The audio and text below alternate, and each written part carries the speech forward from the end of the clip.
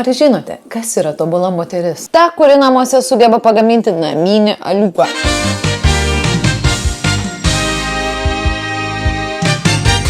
Kaip jau supratote, šiandieną pachmo virtuvėlę gaminsime nealkoholinį aliuką. Turime šią sunkę dėžę, kurią sudaro talpykla, kamštis, užraktai ir visi ingredientai, grūdai, mielės, salyklas.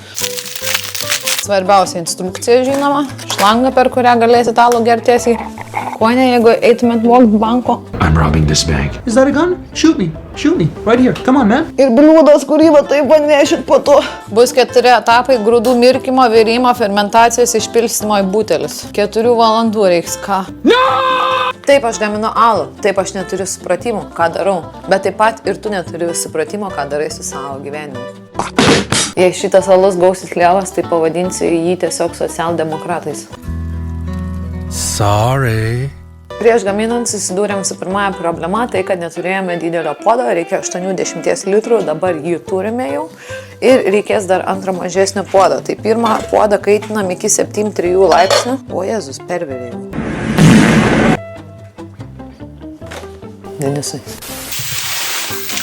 Turim beveik 73 laipsnius. Tai dabar pirmas žingsnis, įdėsime grūdus. Pusvalandžiai, dabar lauksim. A few moments later. Esame antrame etape, kur reikia supilti skystą salyklo ekstraktą ir apynius. A penis, girls have a vagina. What? Čia gal sneakerso masė tiesiog atrodo. O, lele. Taip.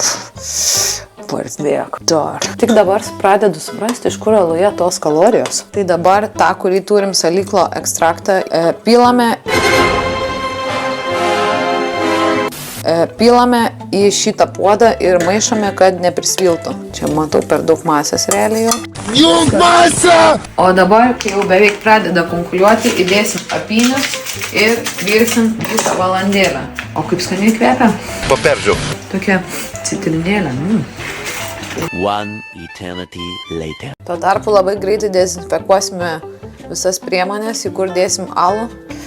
Nu gerai, tai pilam čia tada. Nu netyčia, pasirodo, alus netaip lengvai pasigamina. Pradezinfekavom tarą, reikia ir save pradezinfekuoti. Po maždaug valandos turime išvirtą aliuką, kurį reikės šaldyti labai šaltoje kriauklėje ir dar reikės eiti ledukų ieškoti, nes kuo greičiau atšaldysim, tuo bus skaidresnis aliukas. Pro patarimas venkite gaminti vėlai namuose, taip kaip mes, nes gali būti, pavyzdžiui, pirmą nakties ir jūs dar turėsit laukti, kol viskas atvės.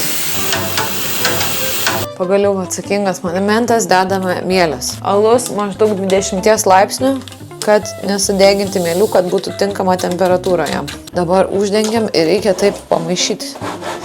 Nėra lengva iki to alaus daryti, pasakysiu. Ir paskutinis, maloniausias žingsnis, uždedame oro užraktą. O, įstatyta. Nu ir viso, nu ką? Net viso, viskas. Į talpyklą padedam stovėti 10 dienų tamsioje vietoje ir po to galėsim perpilinėti į butelaičius.